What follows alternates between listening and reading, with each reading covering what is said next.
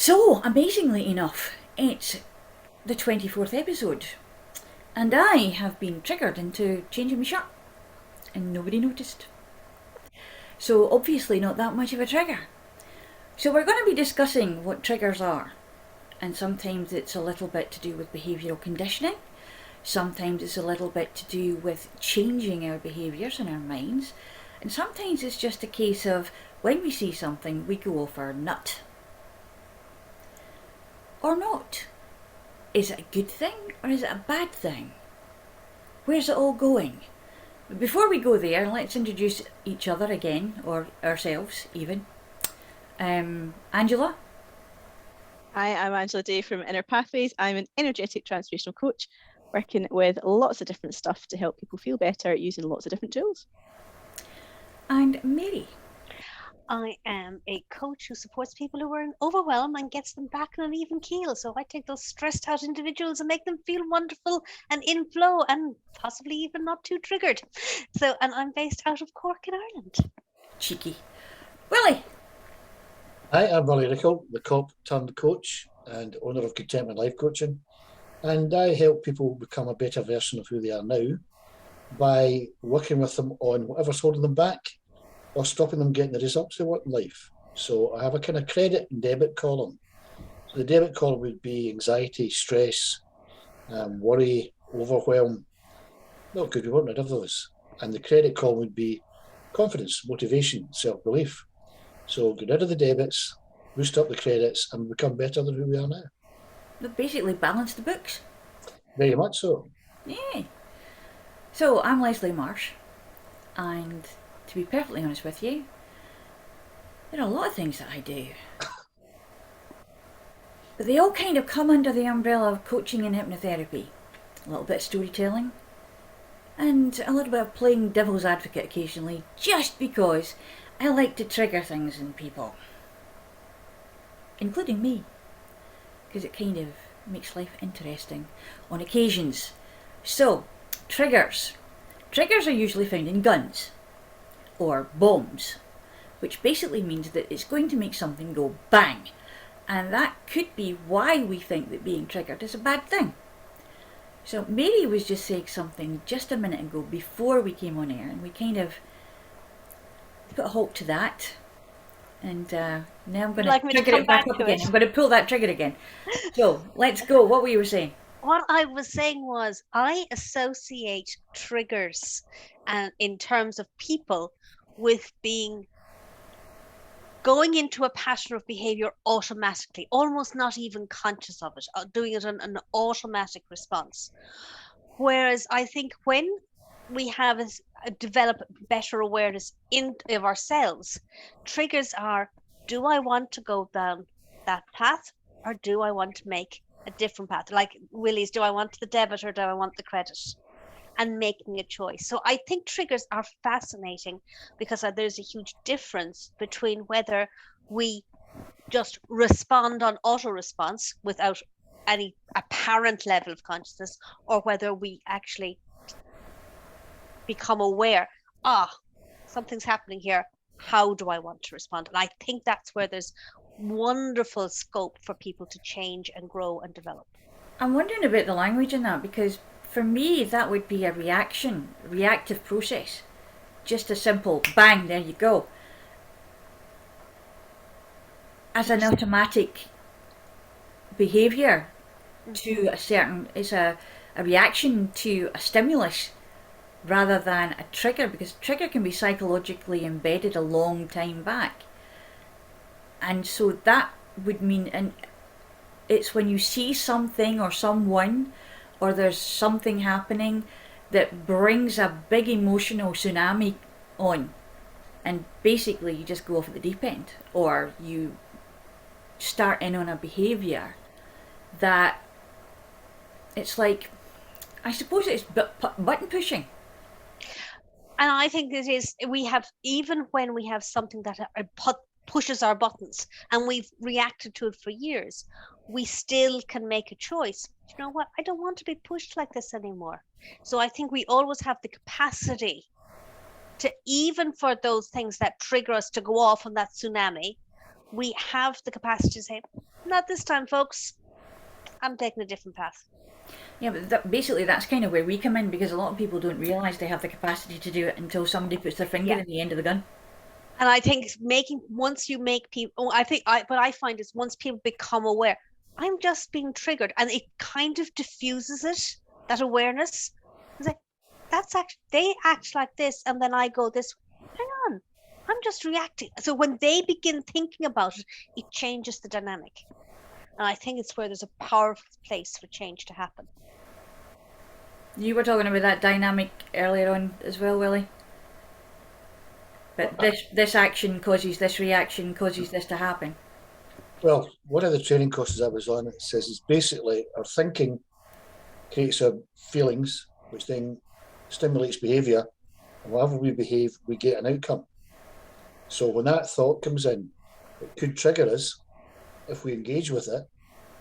If we choose, as Mary says, not to engage with it, we don't get emotions, we don't then generate some behavioural patterns, and we don't have an outcome. For example, I wake up in the morning, it's pouring rain, I immediately think, oh my God, look at the rain, I'm going to get wet. I've got a trench coat to work, and so on and so forth. So that thought kind of triggers a negative state of mind, which then inevitably has a negative outcome, meaning I'm going to have a crap day. Whereas if I choose not to engage with that negative trigger, if you like, I say, oh, well, my skin's waterproof, or I've got a big umbrella, or I'll be fine. Right, my day's going to be a lot better. So it's the ability to control or choose to control whether we react to the trigger or the negative thought or whatever. Not something that can be learned overnight, but you can work at it and learn how to do it. I'm still a work in progress, to be fair, but I'm trying. I think we all are, in a way. I always want to be a work in progress. Yeah, if you're not learning, what are you doing? Exactly. So hello to Dave. Hi everyone. Hi Dave. Finally, technology allows me to do what it needs to do. It's great. We were wondering where you were. Can put a man on the moon on the power of a toaster, but can we organise a Zoom call without difficulties? Hell no. Yeah, well, understand that.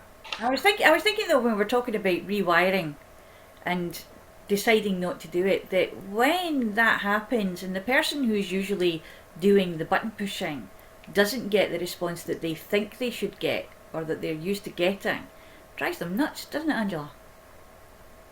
Don't know what you mean, Leslie. I mean, that pushing button kind of idea, when people are looking for a reaction, is something that is used in everything from understanding complaint handling to hostage negotiation. And we look at the psychology of desire, of outcome. And when you start understanding that, then the triggers all of a sudden start losing their potency. Because you can take the wind out of someone's sail very quickly by either giving them what they want or cutting them off. Yeah. I think it comes down to that choice factor and whether or not we're aware that there is a choice. So yes, those, as you're saying, David, it's hostage negotiation and complaint handling. It's also down to product placement in the supermarkets as to what's at eye level for what age group they're trying to target, or what chocolate bars are at the ends of the aisles ready to grab on your way out the door. So I think there's also the lighting in supermarkets. Did you know that? Yeah. The lighting in the bread aisle will be slightly different to the lighting in the frozen food section. The psychology that's gone into attaching those triggers and activating those triggers is phenomenal. And I think we've all got kind of programming and subroutines that run. So throughout the years we've been alive, our programming changes, and sometimes it gets embedded. And I think, Willie, what you were talking about, to try not to go too techie speak, is we've got these subroutines that you push the button and they start. They're executed, and it's whether or not we've got breakpoints built into them to say, hang on a minute, am I going to continue this subroutine, or am I going to exit this routine and I'm going to go and do something that's a little bit healthier or a little bit different, or I'm going to fly off the handle or whatever it is. But it's having those breakpoints to take that moment to say, I'm not in too deep. I can change my direction. I've just got to have that awareness. And that can sometimes be the hardest part. It's why Stephen Covey activated the choose your attitude as one of the 7 habits, wasn't it? Because if you can choose your attitude, you can then choose your outcome. Something happens, whatever it happens to be, right? And we go inside through our Rolodex or into our PC within our head, and we then, how do we react to this something? Oh, I usually do that, right? And it's just kind of hardwired in. And that becomes very difficult to deviate from that almost automatic response, because that's what we've always done. And that's when I say, when that situation arises, you have the choice, while all that Rolodex is rolling around, to go, whoa, stop the Rolodex. I know what's coming here, and it's not a great outcome. So let's stop that and look for, as Angela says, let's look for a breaking point or a break in the circuit, whatever it is, and do something different. And the kind of the way that works for me is, and it came from the development of the Psych Hive, was the understanding of the hardwiring from reaction to response. And one of the things that really struck me is that there is inevitably a natural development of a timeline between the reaction to an event and achieving the response that we want to that same event. And we have to go through the reactionary phase in order to get to the response. And when you understand that, you can actually observe how somebody goes through that process. And if the reaction to response is understood and the awareness is there, invariably there's no backtracking once they've reached the response. It's a seamless path. But when someone doesn't have that awareness, invariably they're always backtracking. They're always caught in a reactionary state of mind. And you see this in children, you see it in adolescence, and we get better at achieving the response as we get older, because we're able to go, actually, let's stop that Rolodex. That's not the outcome I want, so I need to get to the response and get there as quickly as possible. It's a bit like phobias as well, though. It's a case of, as soon as you've had that one incident, that one reactive process happens, then your brain just shortcuts it and says, right, you see that's going to happen. And that's where it becomes slightly difficult in cases. Yeah, somebody said to me at one point, with what you do, you should be able to get rid of your fear of spiders.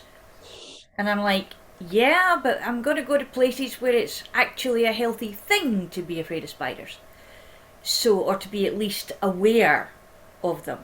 I mean, having just put one in a jar last night and allowed it to go with Andrew, my husband, for a walk this afternoon.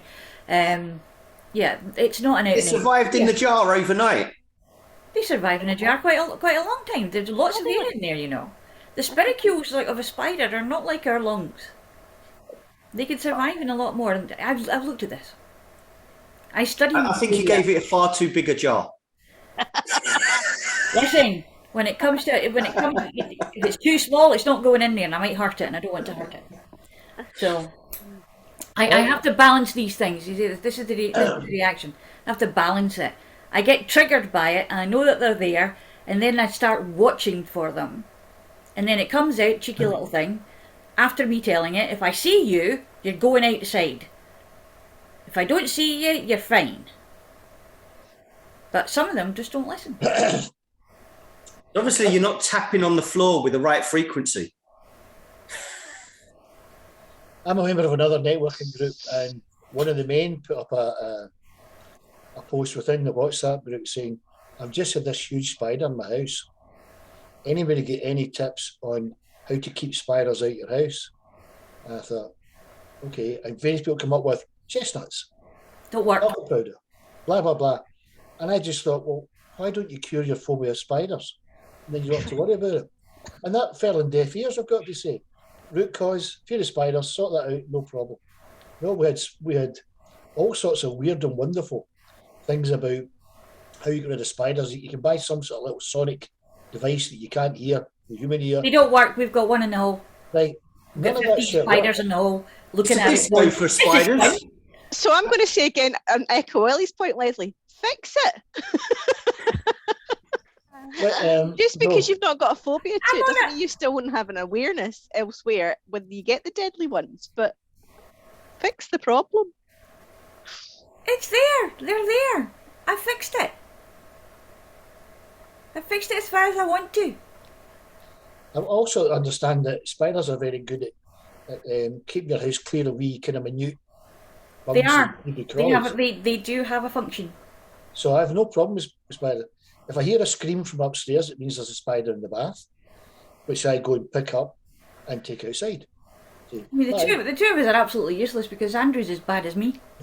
Actually, he's worse. He went to the toilet at 2 o'clock in the morning one time, and honestly, I almost had to peel him off the ceiling. I'm wondering, should that be a questionnaire before anyone gets married as to who's going to deal with the spiders? Yeah, probably.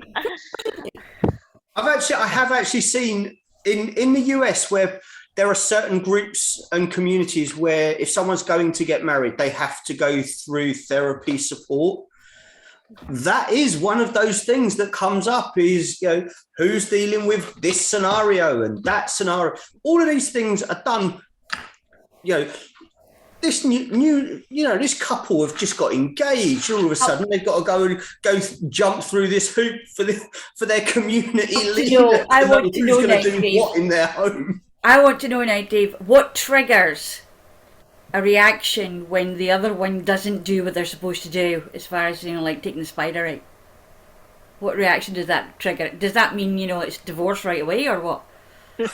Look, I don't want to get into dissecting the way some of these communities manage their members. All That's right? a whole other series. Never mind. This is a community yeah. that carry concealed firearms. I don't really want to get involved. Well, that's a bit much. Shooting You can always just shoot the spider. Don't, Willie! Don't go there! Now see the technical capacity to be able to do that. Now that's a skill set that you don't really want to start opening that up. Well, I've done some firearms training. I've never actually had to hit a target as small as a spider, but I'd give it a go. It always makes me laugh when you see script writers put into movies, this character can shoot a fly off the back of the horse from 100 yards. No, they can't. No. What they can do is shoot a horse from 100 yards and that fly will be gone. But it would have been gone before the horse fell over. Now you've just triggered something else in me, cruelty to animals in films. I think we digress. But but actually, Leslie, that's an interesting point. We do. It can be the tiniest thing that can trigger us. It triggers a reaction, and it can send us off on tangents and away from where we want to be focused. So and I think that's why I think it's so important to be aware of. Hang on, why is this going? Why are we going off on a tangent here? I've been triggered. That awareness is powerful because simply knowing it, you can pull things back very quickly, if you want to. Now we can go into cruelty to animals if you like, but equally that the trigger can be a powerfully positive thing because we recognize we've been triggered and we make a decision. And I think that is really key to understanding how we can, even though we use the term triggering as if it's a bad thing, it can have a really positive function. I just triggered you really well there, didn't I? Because it got us back on track. Of course. And I picked up on it. But there is that point that if we're not triggered, how can we deal with the crap that we've got locked up in here? So you almost need to be triggered to allow you to process what's going on for you. And obviously there's safer spaces to do it than others, but if I feel that it is a beneficial thing to go through, because otherwise you don't know the problem's there. And it could be which of the couple are going to be dealing with the spider, but it could be something much bigger or something much smaller, but it could be that straw that broke the camel's back in a relationship, and it's something so tiny and minute that actually a conversation and dealing with whatever's triggering it would have solved the problem. But you have to be you have to have reached a level of awareness of the trigger in order to be able to make a decision, Yes. to have that conversation. So it does require, so people who are constantly firing off the handle and losing their jobs consistently and having to go and get another job, and it's always somebody else's fault and it's never their fault, and they blow up and it's nothing to do with them really. If they haven't got that individual awareness, totally meaningless. It won't make one iota difference to them. They'll just continue being triggered and everybody else picks up the pieces. It kind of comes back to only dealing with things with the resources that you have at the time. If you don't understand that you have extra resources or other resources available to you, you will keep using the same resources to react instead of respond. That's where we all come in, right? Yeah, Absolutely. most definitely. It's much easier to see somebody else's triggers than to actually recognize your own, particularly on those in-depth emotional ones that you've had since you were a small child. Definitely easier for others to see them. And I guess In from my that opinion. perspective, we've also been trained to look out for them to a certain extent as well. So I think Well, that's true. that's quite useful as well. But even still, I mean, and I think this was coming back to the earlier point of we're a work in progress. It's always a learning process because there's so many layers to what can or cannot. I mean, I know I had a conversation with you recently where I realized that I was triggered not to relax because my mother, we always had to be busy.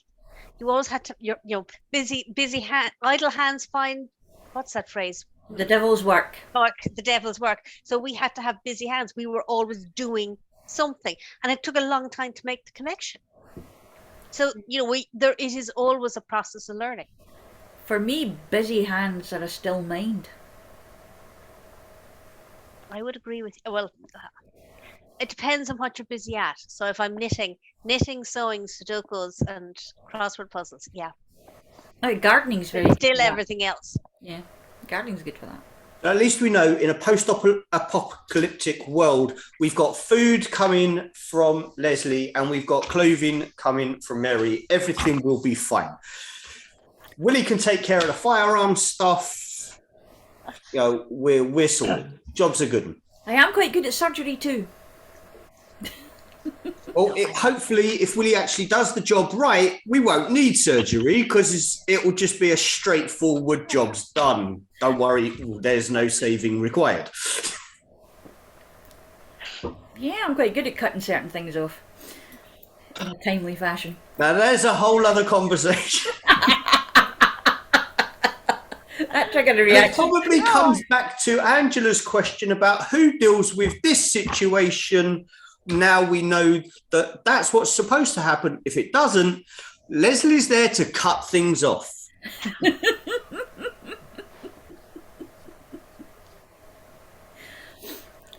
It could possibly be the Jackson too. Okay, Angela, where have you gone? I'm just, I've been triggered by you. Yeah, I'm quite good at doing that. It's Where do we called go with this now? a hysteria trigger.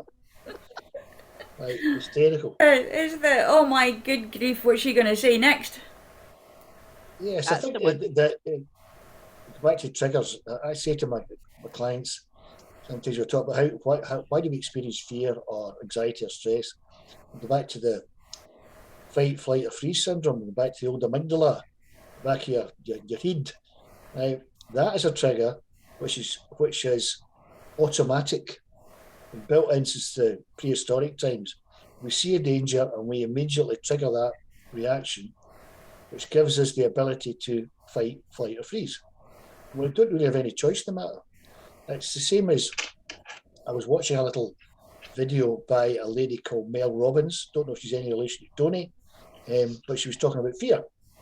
She says fear and excitement are exactly the same things, apart from how your brain names them. So you get the same kind of reactions, or you get the same sort of sensations, palpitations, racing heart, sweaty palms, etc.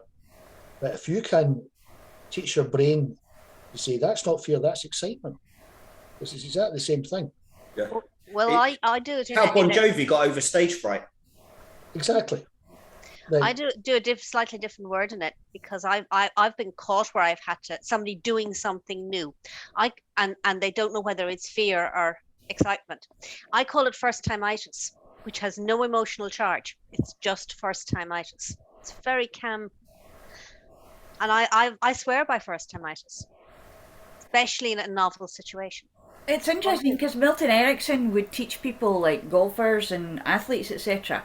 But particularly in one occasion, it was a golfer who was worried about how he was going to do in a competition. And he said, basically, just treat every hole like the first hole. Every one. The first hit of the ball is always the first hit of the ball. It doesn't matter if you're on the first hole, the third hole, or the 18th. And the ball doesn't know the score. And the ball doesn't know the score. But I guess as well as that fear or excitement gives you the difference between people that love roller coasters and that don't, and your extreme adventure sport type people who get a thrill out of it or a buzz from it, and obviously from Mary's expression, I'm getting triggered here. No.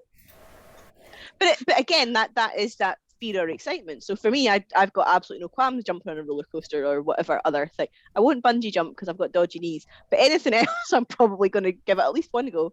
But obviously that's not something for yourself. But isn't it the fact that when you bungee jump, you don't actually land on your feet?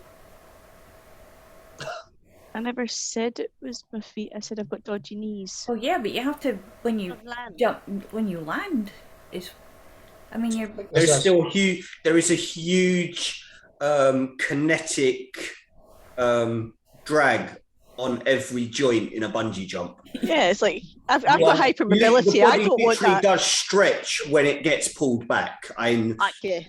No. I've got hypermobility. That's where I draw the line. I'll take about bungee jumping in the Elizabethan times. We might have had a few more taller people. Not convinced that's the reaction. No, happened. they did have bungee jumping during the Victorian times. It was called hanging. No, I said Elizabethan, Dave. Up to the Victorian times. Sorry. But yeah, no, the way we label and attach an emotion to a situation is quicker than how we attach or label a psychological thought to that same situation. And this is where I wish Vonnie was here for this one, because when she designed the VC model, it starts with an event, and the very next process is understanding what is the emotion that's created before going to what is the thought. Because if you can understand what is the emotion that's being triggered, then you can start processing before the thoughts had a chance to kick in.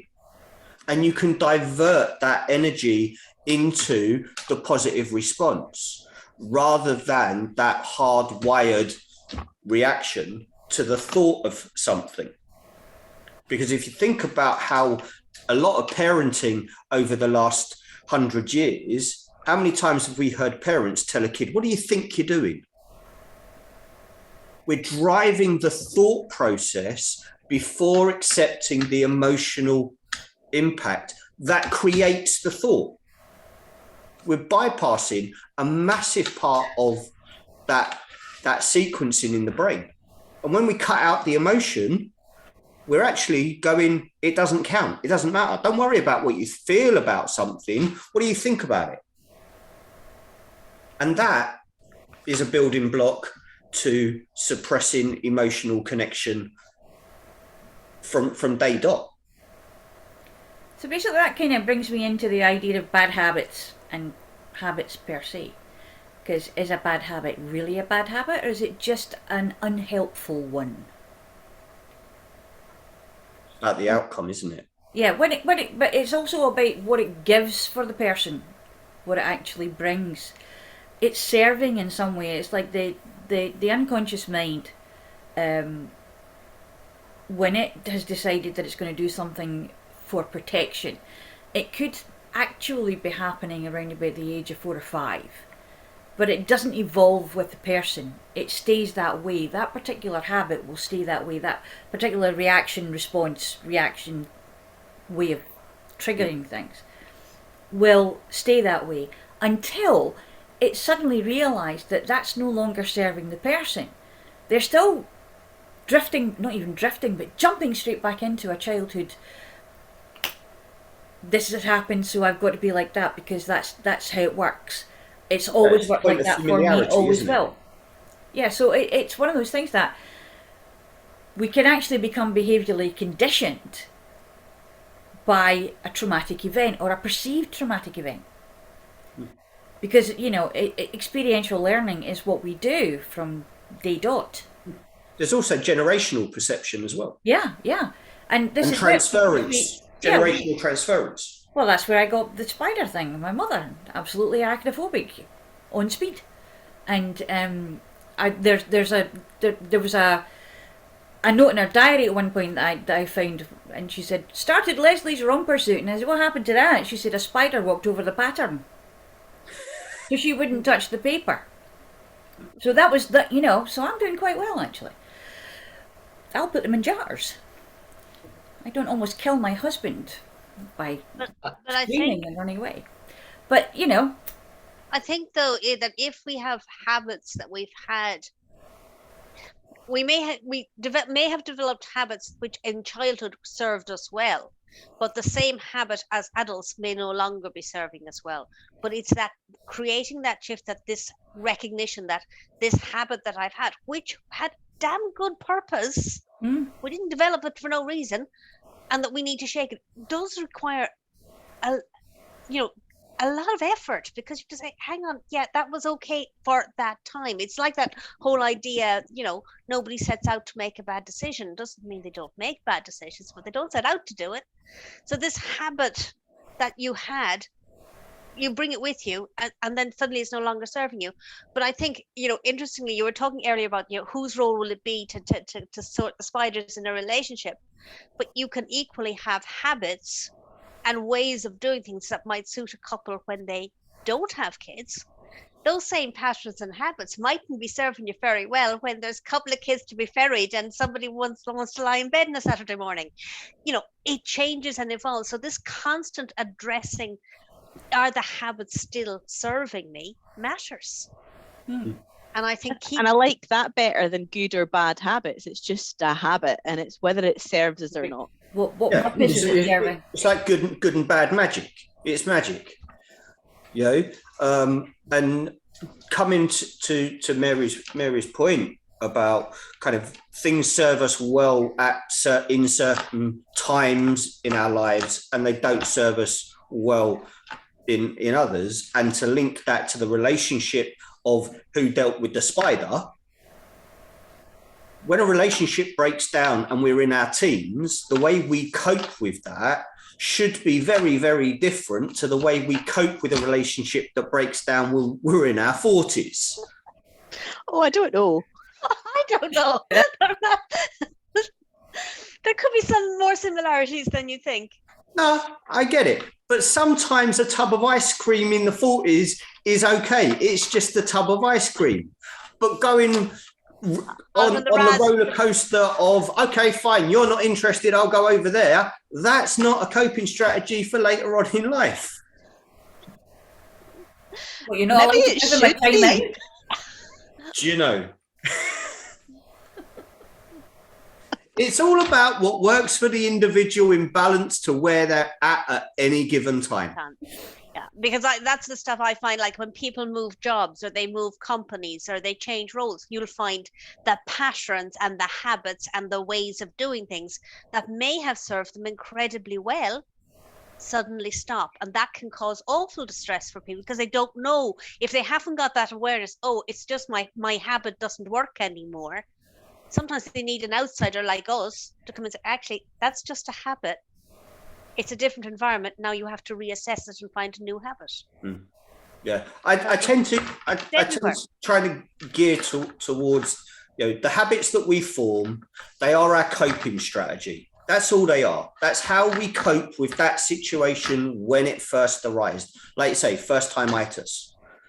And it gets woven into our DNA as a coping strategy to that situation. But actually, that situation was then. That's not the situation now. And it's about understanding that that situation's changed. I think you could also equate habits with behaviours. So again, when something happens, how do I behave in that situation? And did that work? Yeah, that worked okay. I'm going to squirrel that away. So when a similar situation arises, through the Rolodex, how do I behave there? I behave this way. But that might not be appropriate for every situation, and it might not be appropriate over a period of time, in which case you have to modify your behaviour, because that behaviour is no longer serving you as well as it used to, because things have changed, people have moved on. I believe that you're right, we're kind of hardwired. We go through this process, we're kids, we learn from our peers, we learn from our parents, we learn from teachers. You go further on to eventually you get to a point in your life, probably about 50 for me, but where you reckon you've got it all taped off. That doesn't necessarily mean that you do have it taped off. You think you have it because your behaviours are fine, thank you. I have coped with this situation, that situation adequately, therefore I'll continue to do so. And it's with this inability or unwillingness to look outside the box and say, really, is that serving me well? Could I do it better? Could I progress? Could I develop? And that's where a lot of people fall down. I'm still a work in progress, by the way. Something about ecology here is kind of clanging away in the back of my head, and a lot of that's got to do with when we have people coming into saying, I'm doing this and it's not serving me anymore, not using that language particularly, but it's not serving me anymore. I want to change. I want to change this now. And what they haven't done is actually thought about how that change is going to affect the people they live with and the people who know them. And that is usually how it gets unpicked. Because it's like when someone wins a lot of money, they think everybody else around them has changed. But the other people think they're the ones who've changed. And it's just a matter of perception in what's going on. And it goes back to the button pushing as well. If you are living in a situation where you have a partner or a mother, father, sister, brother, whatever, and you're used to communicating and reacting and interacting with them in a certain way, and you don't realise perhaps that, they don't like that. They're not keen on that and it's making them feel bad. Then they go to someone like us and we gaily say, yeah, well, we can do that. We can give you more confidence. We can do this. You can have this happen or that happen and do the other. And then they go back and it happens. And like I said before, when the button pushers push the buttons and don't get the same reaction, it can trigger a very different reaction in them and make it very uncomfortable for the person who's just trying to make things better for themselves.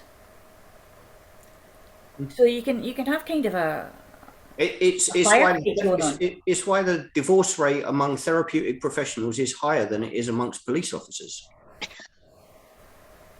We'll maybe debate that, but anyway. But at the end of the day, I think there's always the danger that we say, as coaches, we may work with the individual, but they're always operating in a system. And so that interplay of the system has to be understood and explored.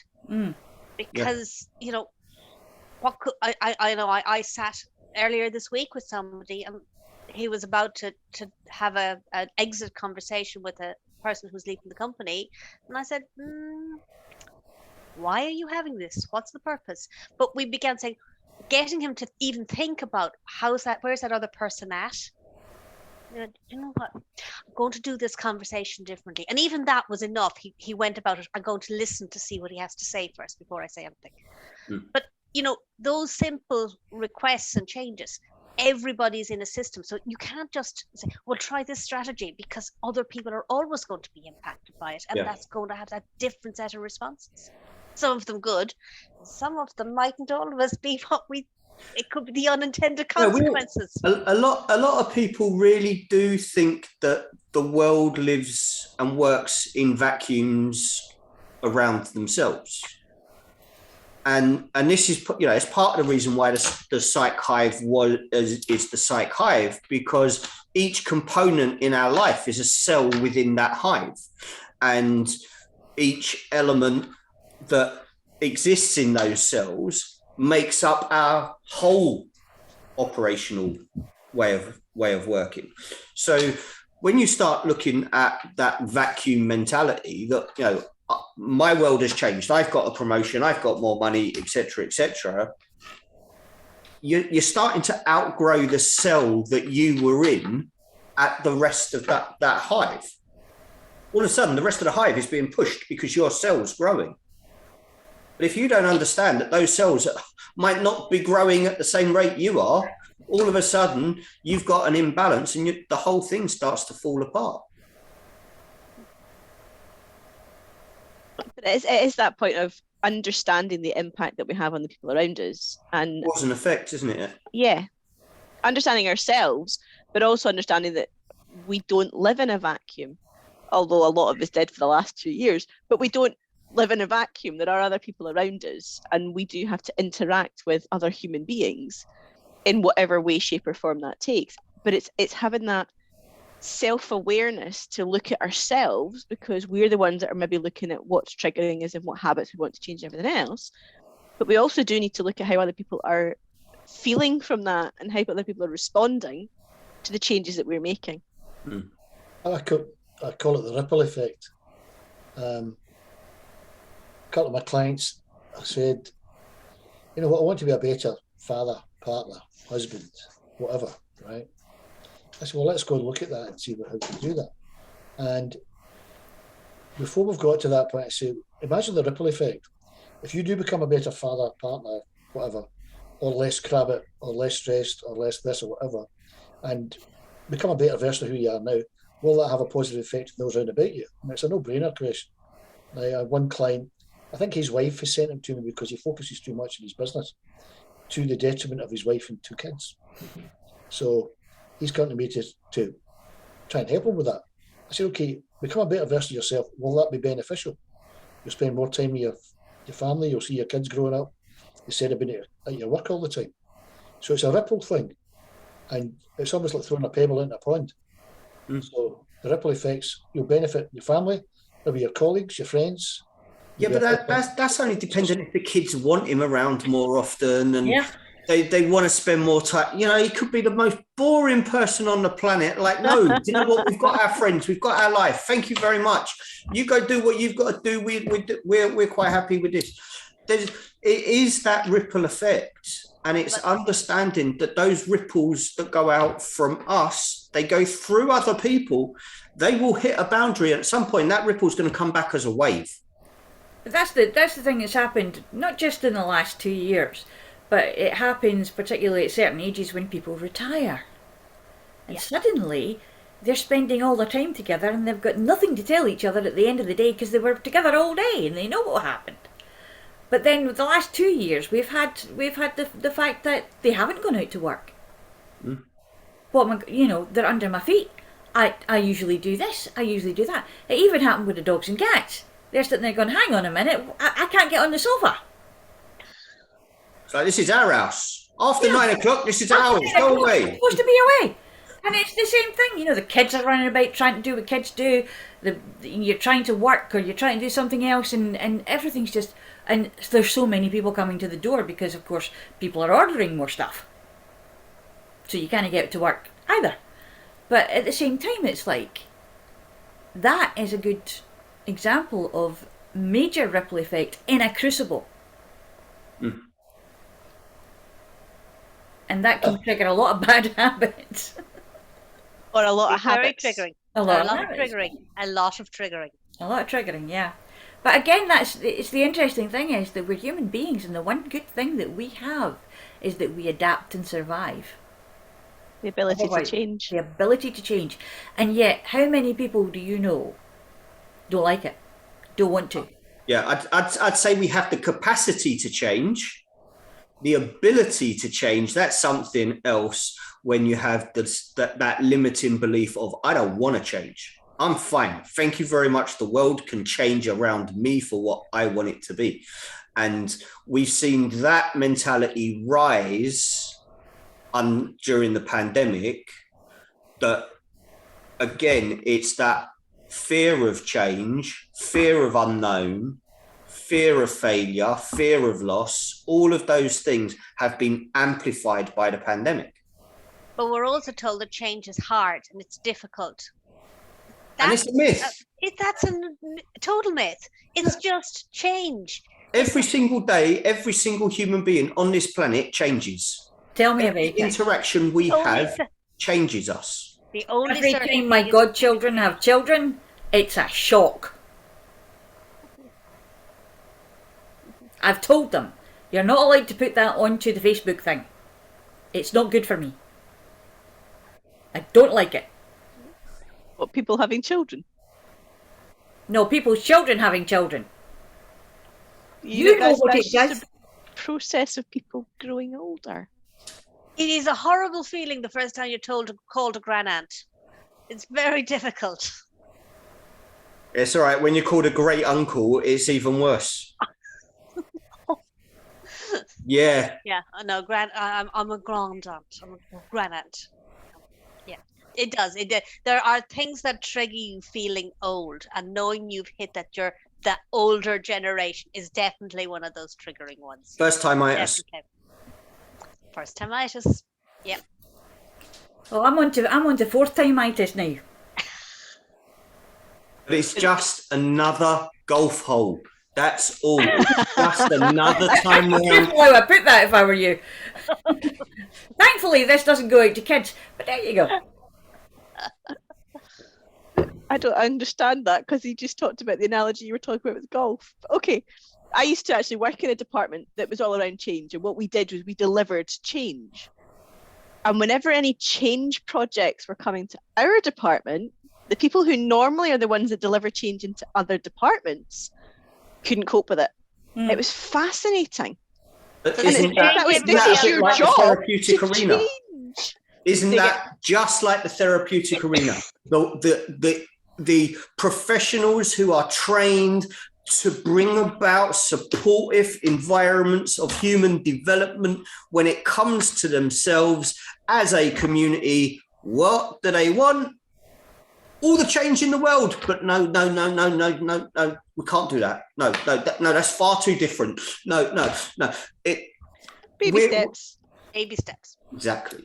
And as I'm sure all of us know, is it's easier to spot, identify, and guide outside of our own arena. Yeah. When we're in the spotlight, no. But I think that then just shows you the absolute need for people like ourselves to continue to get our own therapy. Just from that point of view of balancing out anything that's coming up in our clients' lives, whatever's coming up in our own lives. Because as you said, every day we've changed. We're not the same today as we were yesterday. So other stuff's going to come up. So having that little servicing or MOT or whatever you want to call it of a quick therapy session on ourselves just keeps keeps us oiled effectively, doesn't it? And moving. It's a little bit CPD as well, because we're all learning things at different rates. We're all evolving our practices and what we do because of the clients that come to us, because of the other teachers and the other modalities that we end up coming into contact with. And very much so it's a case, I don't know about you, but I'm really eclectic. I'm sort of, ooh, I like that. Yeah, I've banned myself from learning anything new for a little while. Well, yeah, I think you the certificate quota has been well and truly passed. I don't think I've had any this year. This is a good thing. Don't go up. No, don't go backwards. You're doing great. It's exactly where it's supposed to be. You're right on track. 4 months into the year, you're waiting for quality. There we go. So with short-term stuff, it was effort for you want quality stuff. So that takes longer than 4 months of the year. We could always do a certificate of attendance for here, I suppose. No. No, because I know who will end up having to create them. Well, you see, there's a consequences, actually. ripple effects. But it's okay as long as you're not. See, all those certificates, all that work that you've done to get those certificates, amazing, phenomenal. Somebody still had to create the certificate. Yeah, now you're starting to appreciate what it's like to have to produce that certificate. Don't get me wrong, I've created certificates in the past. I've just got a funny feeling that the way Leslie was talking there is that I'd be creating my own. I thought you that already is an did. assumption. I thought that was one of you, kind of like, you know, I want the perfect certificate, and all these people out there, they just can't do it. I'll create what the template should be, and I'll go get those. So a number of us on the call have all had CPD certificates sent out to us in the last 6 months or so, and I did actually create those. So what's the problem? I'm not creating anymore. I'm just not. Well, Okay, there you go. don't trigger me. Okay. You're triggered. I think you're triggered. Wait, on that, I think we should just actually pull the trigger and let it all go bang. And Willie, leave the rifle alone. Step away from the rifle. Well, I never had a rifle. I started off with a Smith & Wesson, and it was a Glock 17 automatic. So I never got to the big stuff, Oh. which I was quite happy about, because the next one was a machine gun, and I thought, nah, not for me. The automatic was a nice weapon, so that would do me. well, on that note, Well, that cheery note. I think we'll close down for this month. With thanks to everybody for coming in and giving us all a good laugh together, and making good habits out of bad ones, and seeing what else we can trigger with each other. I'm going off because I've now got Roy Rogers in my head, and that's very, very much a generational thing. Yeah, all right. Definitely yeah. generation. There's the other trigger. Okay. I had to do it. I know you always have to do it. Well, you don't actually have to do it, but you choose to do it. So anyway, It's always at the right time. there's always a right time. But it's also open goals, right? Only when they're provided. You just keep setting them up for me, Leslie. Yes, I Set 'em up. know. Hear about the Basically, it's a good example of what we're talking about all this time. So, cheerio. Have a nice month. We'll see you next time.